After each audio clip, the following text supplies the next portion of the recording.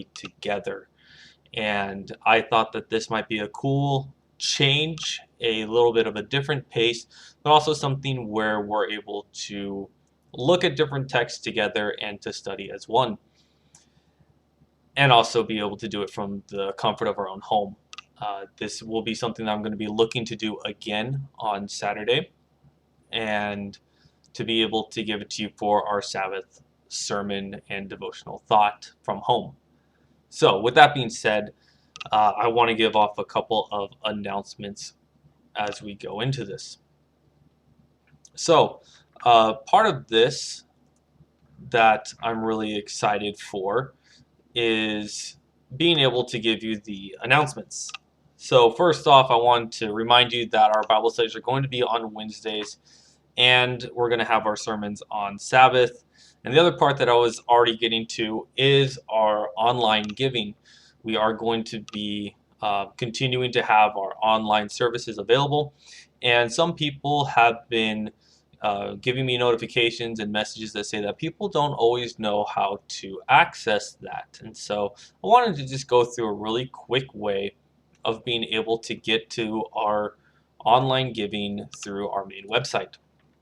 As you can see here, we have the main website, which is the camarillo.adventistfaith.org. And here we have our main web page. You can see how we can access our bulletin. We also have a number of different things here on the side. And one of them right here is our live streams, which is what grants you access to be able to see these videos, or you're watching this through Facebook or through YouTube. But the other way to see it is through that live stream. Here in Giving, and when you click on Giving and your internet goes through, it creates a new page, which is the adventistfaith.org/giving, and it has here for a click here for Adventist Giving.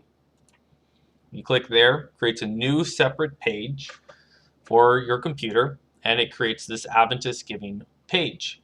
This is the main source of tithing, which tithing goes directly to the conference, and then after that comes all the local plans that we can give to different ministries and things as we need, and so on and so forth. So it's a very simple page, and then it goes through the process. I'm not going to click next on any of these because then it will give you my information, as I do actually pay my tithes through the adventistgiving.org. So with that being said, that is how you access the Adventist Giving. It's a very simple process. Like we said, you just click on Giving on the main home page, and it will send you to the main page. The other and last thing that I wanted to show you or share with you as an announcement is if someone is in need of assistance and is wanting to get some help, whether it's finding groceries or finding supplies and things that they need. I know that hand sanitizers is getting short. I know that toilet paper is still really tight. Water is tight. And I've heard that the next one that people are really going after is body wash and shampoo. So a lot of the regular things that we would like to use are really going scarce. And so if there is someone who is in need or in a financial pinch and they need access to something like our pantry or anything of that nature, give me a phone call. My number is right here, 661-714-5498. There's also my number inside the bulletin. There is also a phone number if you want to get Suzanne. I can't promise how much Suzanne is going to be there. We're both supposed to be on lockdown, on shutdown, according to not only what the governor has said, but also according to the conference. So Suzanne is there to pick up mail. She is there to pick up things that are being dropped off. But the regular hours that she had are not the same as what they were before this pandemic started. So I just want to get that information out to you to let you have some awareness, and that this is what our church is like going forward through the end of March and potentially into April. We really don't know. But that being said, I also want to thank our deacons and deaconesses that are willing to step up and willing to help. There are a number of them, and you are being heard, and I appreciate your support and your willingness to try to make a difference for those who are in a pinch and in a crisis. So thank you for that, and I will be contacting Riney or Loida if things pop up. So that's for the announcements, but there's obviously a Bible study that we're here for tonight, so I want to be able to dive into that. We've been going over the book of Ecclesiastes, and so that's what we're going to be focusing on tonight. I'm very excited about it, and I hope you are too. I really have been enjoying this book, and it's really just been a reminder to me. You're going to be hearing some squeaking noises in the back, and you're going to be hearing some noises. That is my cat. So I'm going to apologize in advance. And you might actually see her through the camera. She might show up. I have right behind me, oh, camera's in reverse. Right here I have the tower.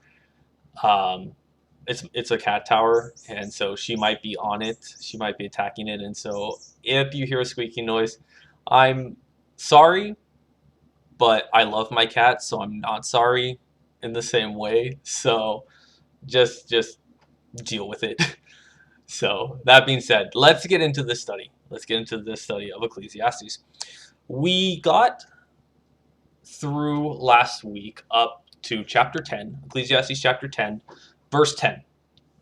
We had a study that was going on through the book of Ecclesiastes over the last couple of weeks. And so today we're going to be going into Ecclesiastes chapter 10. We're going to start in verse 11, and we're going to continue on with this proverbial section that Solomon's going over on the separation between wisdom and folly, and ways that wisdom is very good and foolishness is bad and wicked / evil. So as we get into this, the verses will be on the slides, but I also invite you to grab your own Bible tonight and to pull it out and to read these verses along with the slides if you're able. Let's have a word of prayer. Father God, I'm so thankful for this Wednesday. I'm thankful that we've made it halfway through another week. And we thank you for this opportunity that we still have this ability to live stream and to be able to study together through this live stream source. And as we look for other ways that we can also meet the needs of the community, Lord, I pray that you continue to be with us and to have us to be able to reach out during this very strange time. Please be with us, Lord, as we study the book of Ecclesiastes. Open our minds, open our hearts so that we can grasp what Solomon is talking about and to really pause and to reflect on your goodness, on your grace and your mercy. We ask all these things in Jesus' name. Amen. All right, so let's get into Ecclesiastes chapter 10, and we're going to be starting off in verse 11. It says in Ecclesiastes chapter 10, verse 11, it says, "Surely the serpent will bite without enchantment, and the blabberer is no better." Depending on the verses that you look at, it does use this proverb a little bit differently, but it all is referring to the same thing. When you look at the New King James, when you look at NIV, when you look at ESRV, all of these different translations that are not out of the King James, they use the word charmed. And the way that we look at what the verse is talking about when it uses this word without enchantment, because for me, when I think of enchantment, I start thinking of like a spell or divination or something along that lines. But I know that snakes aren't magical. So what does he mean when he says enchantment? And I came to the conclusion as I looked at it and as I thought about it that the enchantment or the charmed is really the snake's poison. And so when it's saying, surely the serpent will bite without enchantment, without its poison, without its effect. So it's biting without actually having an effect. And it's saying that a blabberer is no better. And so, depending on the translations you use, I have an example of one right here, which is, I believe, this Bible that I have right here is an NIV version. Uh, it says, "If a snake bites before it is charmed, there is no profit for the charmer."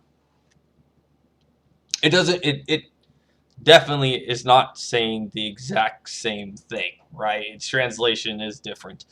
And so we want to make sure that as we're reading this, that we are getting a full grasp of what's happening. So in this one where it's saying a snake bites before it is charmed, uh, that seems to me, like I was saying, that the enchantment or charmed, charmer, that also shows up in New King James, seems to be its poison. Surely the serpent will bite without enchantment. It bites without its poison. And then when it says the babbler is no better, the fool is no better, the rambler is no better. This one, it's in this version, it says there is no profit for the charmer. There is nothing to be gained. It didn't have an effect. So what I see in this, in Solomon's wisdom and in his what he's trying to share here about wisdom and folly, is that someone who just talks, someone who's just saying things, doesn't have wisdom or the knowledge to back it up. They're just blabbing. They're not actually bringing something that's useful. They're just talking to hear their own voice, and so they're not bringing something that is beneficial or something that's powerful or potent. It's just a bite. And what is that gain?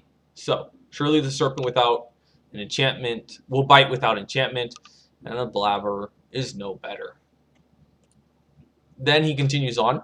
In these two verses, they work together. It says, "The word of a wise man's mouth are gracious, but the lips of a fool shall swallow him up. The words of his mouth begin with foolishness, and the end of his talk is raving madness."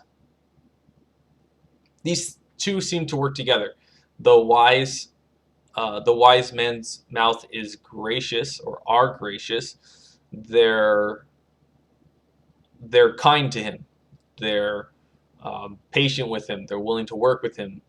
The words of a fool swallow him up. They literally eat him, and he is digested by his own words. And it says that the words of his mouth begin with foolishness, and the end of his talk is raving madness. When I was a kid, this is something that always comes to my mind whenever I read through Solomon or through Proverbs, and it talks about what you say and like ignorance in the topic and different things. I remember as a kid that I would always want to be a part of a conversation, and someone would come up to me and be like, "Oh, have you ever seen this? Or have you ever watched this? Are you familiar with this?" I'd be like, "Oh, yeah, yeah, yeah. I've seen it." And they're like, "Oh, well, what's your favorite part?" I've never seen it, so I don't know. So I'm like, "Oh, well, like I really like the first part." And they're like, "Oh, well, what was the first part about?" And now you're stuck. Now you're trapped, and you've created your own hole. You've created your own demise, and you've swallowed yourself up in your own foolishness because you wanted to fit in. You wanted to seem like you knew something about this topic, but you had no clue, and you end up just making a fool of yourself. That was something I did a lot as a kid, actually, and it got me in a lot of trouble because I got caught a lot for trying to say that I was something that I wasn't. In the same way, the words of a fool's mouth begins with foolishness, and the end is raving madness. If you've ever encountered somebody who has a form of a mental disorder, some form of insanity and madness, when they start talking, they don't make sense, and nothing seems to line up. And that is something that we see with people when they are lacking wisdom, and when they start becoming, when they're acting foolishly, immaturely, they start making bad decisions. The decisions that they make seem like madness. And so this section of Ecclesiastes, I think, is really beneficial, and it does say a lot to us about wisdom. And are we being wise or are we being foolish? And essentially, if we are being wise and the source of that wisdom is God, we are uh, we are surrounded by this wisdom that is gracious versus being a fool and being swallowed up within our own malice, our own lies, and our own demise. So that's Ecclesiastes chapter 10, verses 12 through 13. Ecclesiastes chapter 10, verse 14, as it continues on in his Proverbs of wisdom, says, "A fool multiplies words, and no man knows what is to be. Who can tell him what will be after him?" This is a really interesting one. If you read it a couple of times, it seems that the question itself changes. Actually, because when I first read it, I saw a fool also multiplies his words. No man knows what is to be. Who can tell him what will be after him? I was originally thinking that like his words make no sense. So what will come after what he says? But as you read it a couple times, the no man knows what is to be, then who can tell him what will be after him? Like, so you're actually telling the individual what's after him. But as we saw in 13, of a person who's raving in madness, when he's blabbing, as blabberers do, a blabber is no better, and he's speaking multiple words. He's just talking out of his mouth. He's just trying to fit in, trying to make things work. No man knows what is to be. Like, nobody can predict the future. Nobody knows what will be. So who can tell him what will be after him?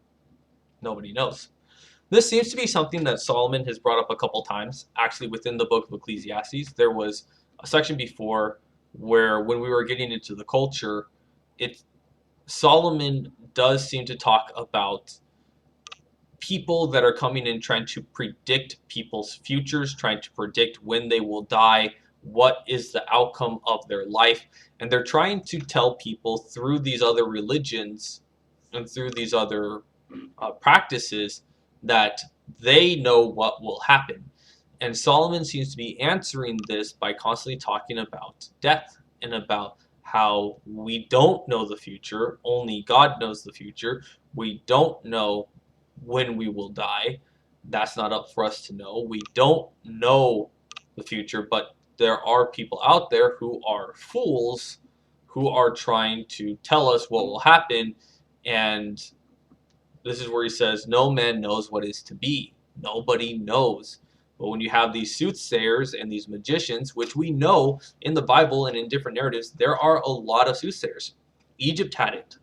When Moses went to go argue with the Pharaoh to rescue the Israelites, while he was there, the Pharaoh constantly was in this opposition of Moses, and he was going back to his soothsayers and magicians, and they were saying, we don't know.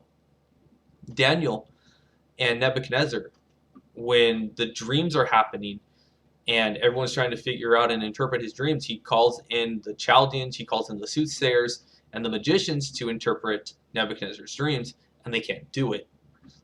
You also have the Persian Empire even tries to do that as well when they have the writings on the wall, and that's in Daniel chapter 5. And when they're doing the writings on the wall, again, the king of Persia calls in the magicians and the soothsayers to try to interpret this dream to figure out what it meant. The Assyrians had their mages and their astrologers and soothsayers.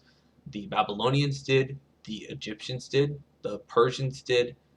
All of these major civilizations and nations had these people in the society that would claim that they could predict your future and that they could tell you what was going to happen, how you were going to die, how you were blessed or cursed, and all of those different things that Solomon is really combating here, saying nobody knows, but we all die.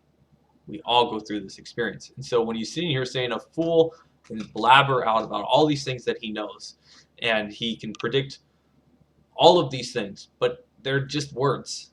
It's just a blabbering, and no one knows what is to be?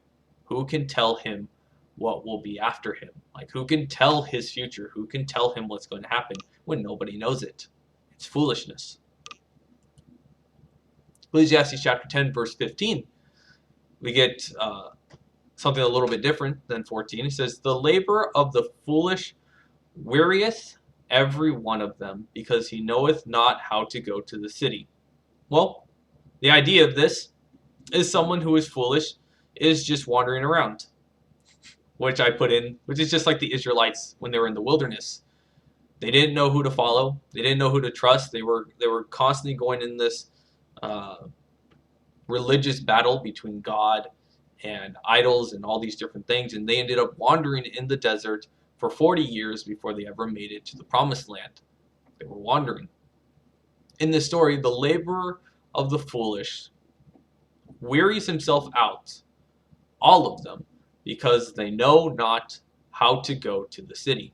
If there was a straight road to go to Rome, to go to Babylon, to go to Persia, to Greece, to Rome, to the United States, to go to the supermarket, if there was just a straight path, we looked at it and we're like, oh, yes, I know how to get there. I follow this path.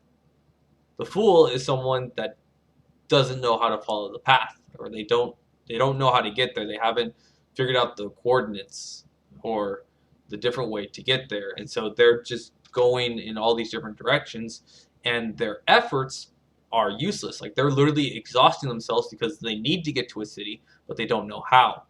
You know, if something was only a mile away, but you started going in the wrong direction, and you went, 4 or 5 miles that direction before you realize maybe I'm going the wrong direction, you gotta go 5 miles back, and then the extra mile on top of it. Next thing you know, you've completely exhausted yourself wandering around in this area, not going where you needed to go. So a wise person knows where to go and how to get to the city. A fool does not. And we can make an application to that about knowing how to get to the city of heaven, the kingdom of heaven. We can definitely make that type of an application here as well about being foolish or being wise, because definitely Solomon's wisdom is attached to God.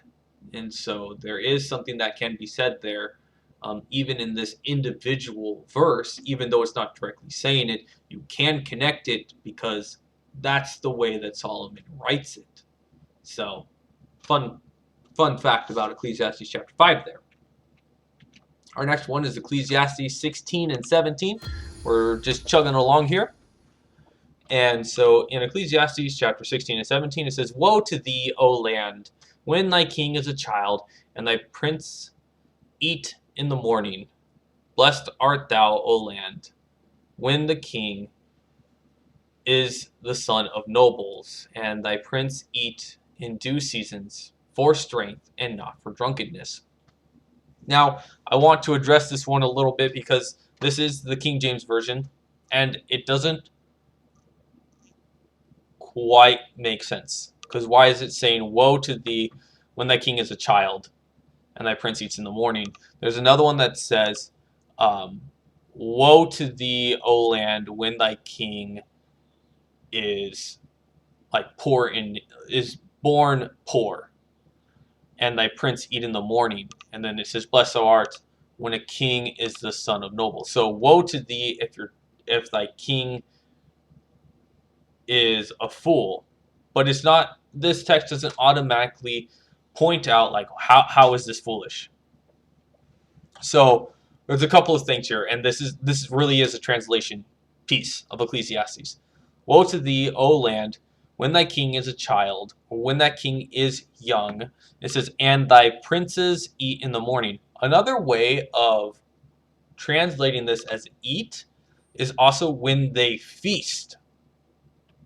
When they feast in the morning, right? So the very first thing that they do when they wake up is they start throwing parties and they start feasting. Feasting, for its whole purpose, is to fatten yourself up and to get drunk. That was its whole purpose.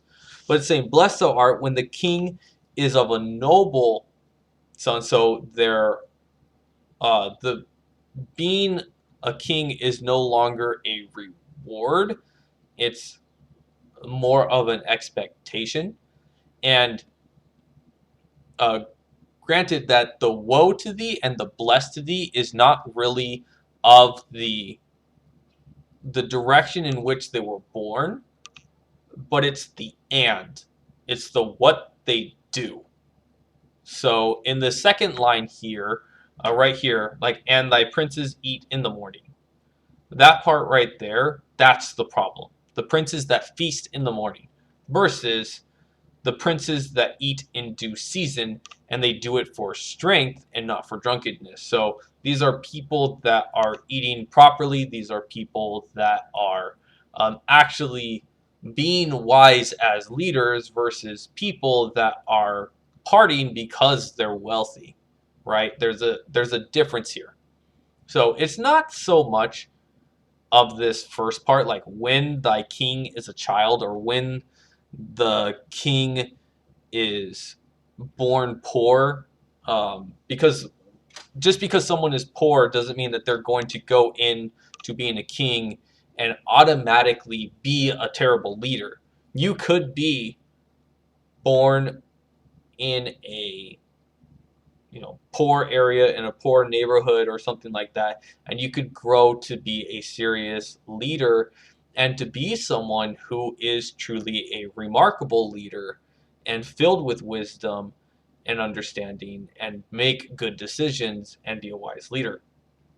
But the idea here is that the person who isn't born into that province won't take it seriously and will use that transition of lifestyle into gluttony and to poor wisdom choices.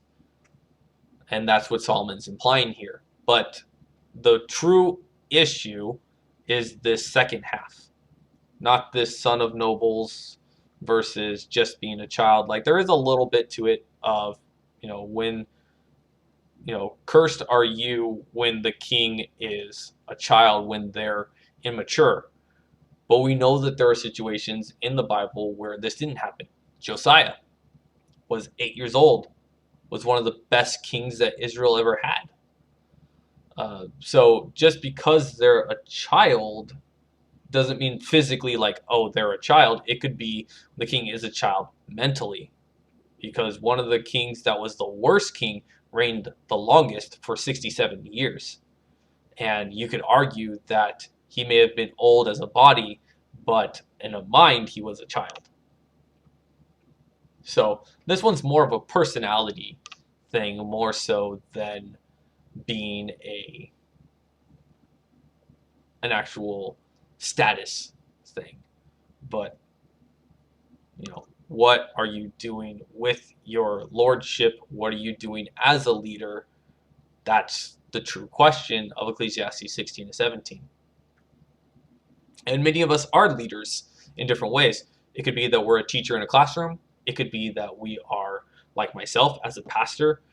We could be a leader in many different ways. We can be a leader to our children. We can be leaders to co-workers. We could be a manager. We could be a doctor. We could be a leader in so many different ways in today's society. And with that leadership comes an ownership of how we act and how we take care of ourselves. And you're definitely not going to be making wise decisions when you're drunk. So that's Ecclesiastes chapter 10, verse 16 and 17. And we are chugging along through this. Ecclesiastes chapter 10, verse 18. This verse really is also kind of a continuation of 16 and 17, but it didn't quite fit the full verse under my head. So, by much slothfulness the building decayeth, and through idleness of the hands the house droppeth through. For some of us who don't read the King James, this may be like, what? Another way of saying it, if a man is lazy, the rafters sag. If his hands are idle, the hands leak. This is another way of saying it. So by much laziness, by much slothfulness, the building decays. So when we're lazy, the building falls apart. And through idleness of the hands, the house dropped through. So if you're not doing things with your hand, the foundation of your floor will drop. Or, as I said in another translation, the house leaks. Similar situation between these two verses. If we're lazy, if we're not being good leaders, if we start falling behind on what we need to do, things start to fall apart. Things start to break. And they decay in time. One of the ones that I'm well aware of, I don't hide this one. The one thing that I hate doing around the house is I hate doing dishes. I can clean up the apartment, I can hang up my clothes, I can do a couple of different things around the place to make it clean. I can dust, I can vacuum, all of those things. But I don't like doing dishes. And dishes are one that you don't want to fall behind on. Trust me, I have smelled it. So, I can definitely say when you start falling behind on things, it's not good. And so through this idleness, life itself can really fall behind. The work that you're doing, the jobs that you have a part of, when idleness and slothfulness become involved, the project decays and breaks. There's some wisdom in that.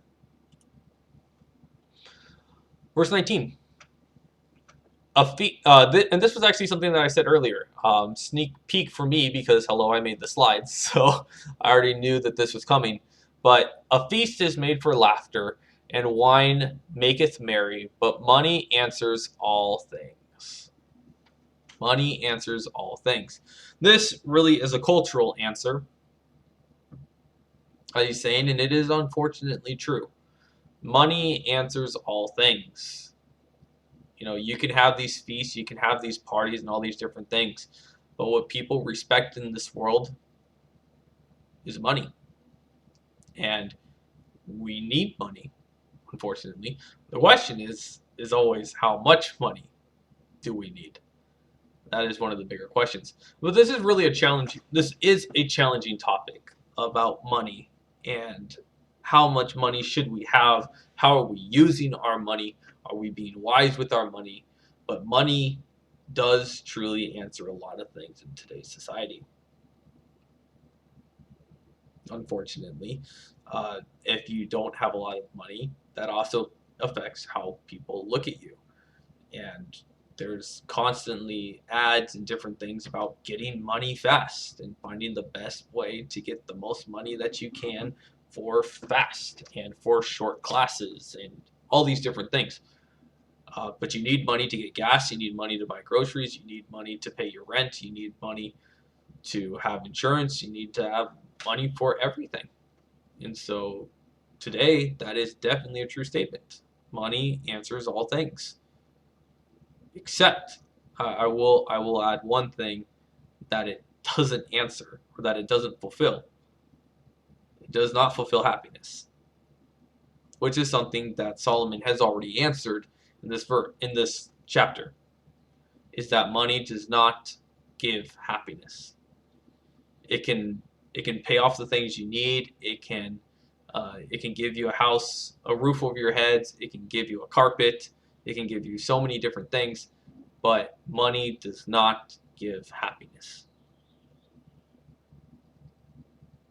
So that's all I'm going to say on money. I'm not going to be fixated on that one. And we've already been in this PowerPoint slide for 30 minutes, and I still got some more that I want to go over.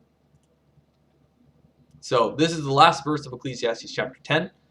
It says, "Curse not the king, no, not in thy thought, and curse not the rich in thy bedchamber, for the birds of the air shall carry the voice, and that which hath wings shall tell the matter." Basically, what this verse is saying is, don't curse the king, not even in thy thoughts, and do not curse people in your own bedroom.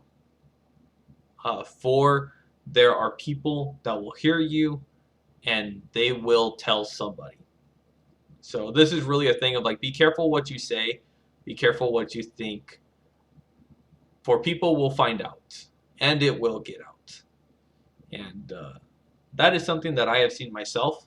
I've seen it where I have said something to a person, and not necessarily to anybody that uh, is at our church or not. There's not even a specific moment that I'm thinking of right now. So if someone's like, "Oh no, did I say something to the pastor?" No, no, no. Like, not like that at all. But I have had situations I know in the past where I've said something and someone has turned that around and has used it against me to say something else, or to say, like, oh, like Pastor Jason said this. Did you know that? Like, you know, it gets turned over constantly. And so for me, I have learned very quickly in leadership, be very careful what you say. Don't slander a person. Don't don't even give an inch towards it, because it can be turned into slander very quickly through somebody else. And for the birds that are listening, you may not even notice them. You may not even be thinking of them. They're just up there, tweeting away. But those tweets go out into the world. It becomes a problem. So that is definitely a word of wisdom, and it actually makes me wonder what happened to Solomon to write this, right? Because some of these things that he's writing about like leaving the king's presence early, about um, about ones like this where he's saying, don't curse the king in your own bedchamber, for the voices will get out. Like, I wonder who was cursing him in their own bedroom, and who came and ratted the person out for Solomon to hear it. Just saying. So, that is Ecclesiastes chapter 10. I did want to also get at least the first 6 verses into Ecclesiastes chapter 11. Ecclesiastes chapter 11 is really an interesting one, and I do think that it makes very strong implications for today and with what's happening within our society right now as we speak. It's Ecclesiastes chapter 11, it's verses 1 through 6, and this is a section that is titled Bread Upon the Waters. And this idea is about provisions. And definitely in today's society, there is a lot to be said about provisions and about the way that we're storing up things and what the difference makes. So another section that shows up, like one is bread upon the water. If you go to like the New King James, it may say that the section is the value of diligence, which diligence in its definition is being careful and having persistent practice. So it's not just being careful, but it's being careful in your practice and your pursuit of being good. And so due diligence is, be careful, be patient, but be practical and persistent and precise in what you do. So I think that discernment and decisiveness are two very appropriate words when it comes to Ecclesiastes chapter 11, verses 1 through 6. And you'll see why. Cast thy bread upon the waters, for thou shalt find it after many days. That one I think is really interesting, even of itself. Like, I'm assuming, and I didn't, I was going to look this up. I didn't. So I apologize that I didn't do that in advance. But when it says cast thy bread upon the waters, it makes me wonder if they're actually putting, like, in a pond or in a section, like whether they're putting bread in like a basket on the waters, kind of how like Moses went down the river in a basket and then was delivered, well, quote unquote delivered, God delivered Moses to the Pharaoh's daughter. It makes me wonder if that's a similar situation here, where they're casting their bread into the water, like they're putting them in baskets and putting them in the water. Because I mean, if you just put bread in water, it's gonna get soggy. So there has to be something along that lines. But the idea is you put it in the river, you put it on top of the water. If it's not really moving, you'll find it after many days. So it's talking about a way of preservation. And this is definitely a cultural thing of having something and having a need to get it later, that you will be able to find it after many days. The next one is give a portion to 7, also to 8, for thou knowest not what evil shall be upon the earth. That really speaks to today. But it's not talking about storing. I don't think it's talking about storing up portions. It's talking about giving away portions, giving them to people. Because not only, my cat fell asleep right next to me. It's really cute, actually. We don't know what's going to happen on the earth. We don't know if there's going to be like an earthquake in California in a couple of days. We don't know. We don't know when this pandemic is going to end. We don't know what's going to happen, but people will need food, and that portion, if you give portion to a number of people, we don't know when they may need that portion. They may not need it immediately, but they are going to need it. They may need it at some point, and definitely problems happen in this world. There's no doubt about that. And so definitely giving portions, it makes sense. This is one that I think is interesting that continues this concept. If the clouds be full of rain, they empty themselves upon the earth. And if the tree falls towards the south or towards the north, in the place where the tree falleth, there it shall be. And basically we're saying there are things that we know will be there and things that we have no control of. So if we see a cloud and we see that it's full of rain, we know that the rain is going to come onto the earth. If a tree falls, we know where the tree is going to be. We know that there are things that will be there. And we know that there are things that we have no control over, and we don't need to, we don't necessarily plan for those things that we can't control. And part of the reason that I say that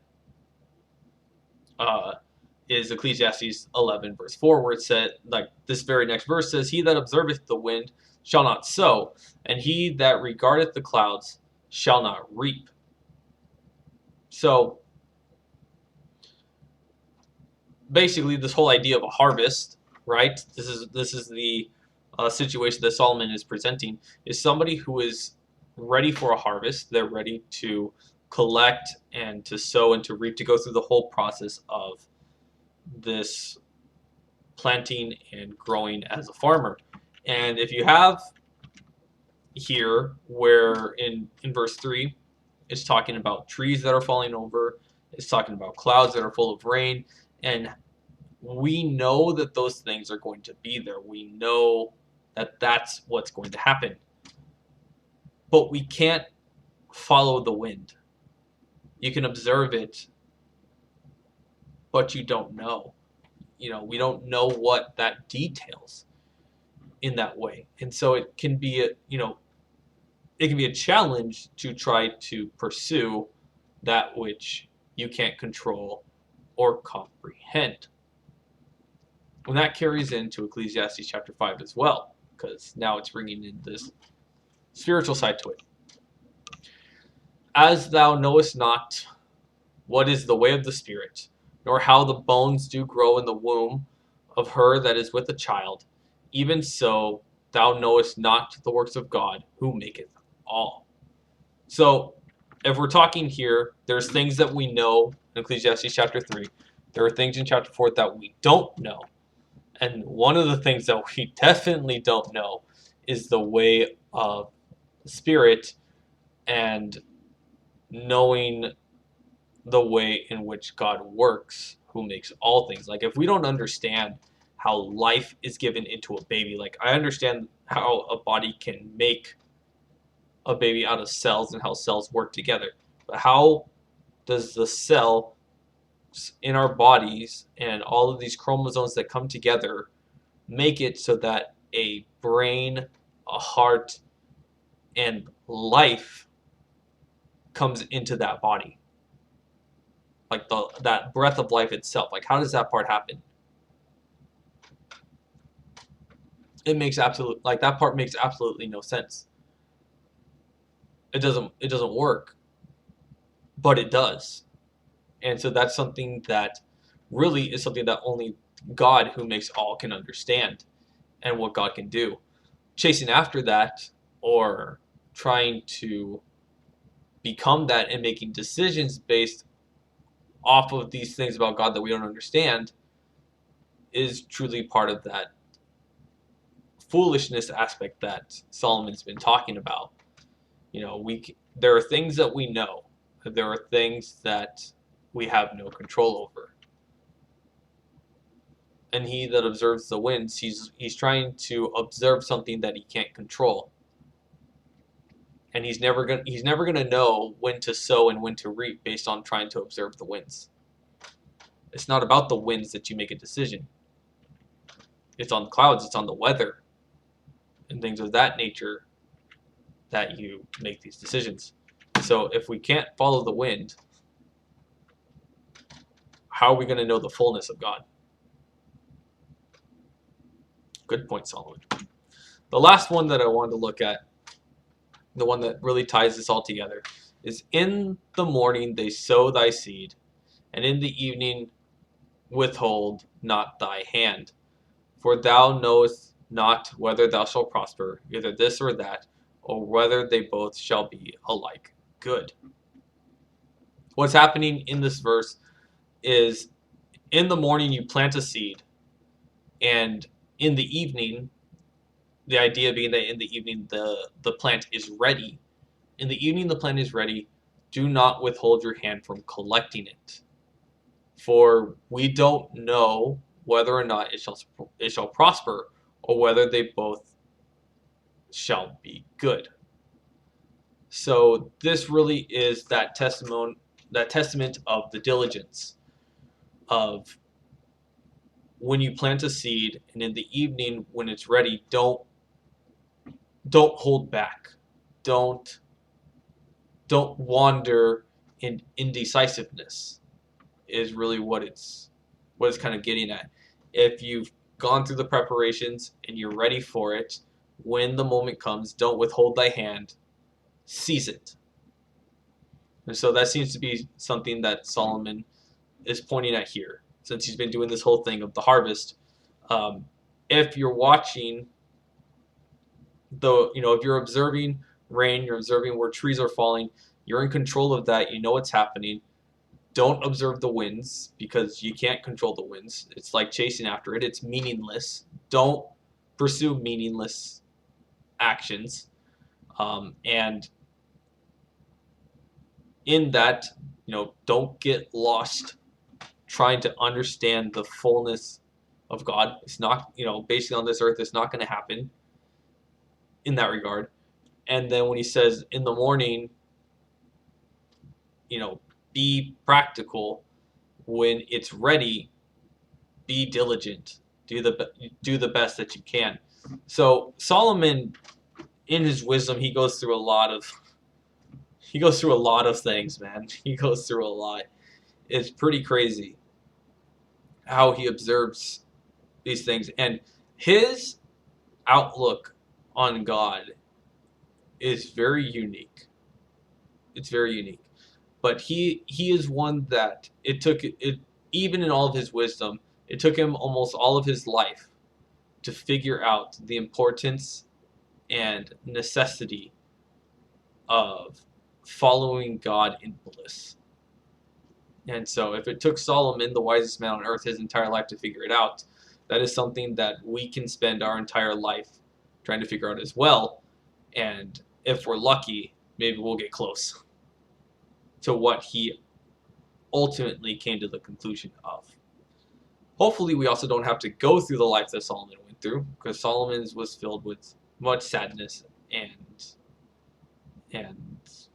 I don't wish that upon anybody. But this was the section that I wanted to go through. I've had this PowerPoint on for 52 minutes and 30 seconds, and generally our Bible studies are for about an hour. We're getting very close to the end of Ecclesiastes, so we're going to be looking for another book to be going over soon. And I would be interested if you have any thoughts of different studies that you would like to do.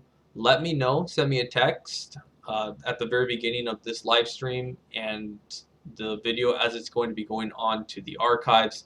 If you want to check out my phone number and send me a message of the section that you would like to do next, the next book that you would like to read and study over, send it to me and I'll look at the highest voted one and we can go from there. And we'll see where the Spirit leads us in our studies.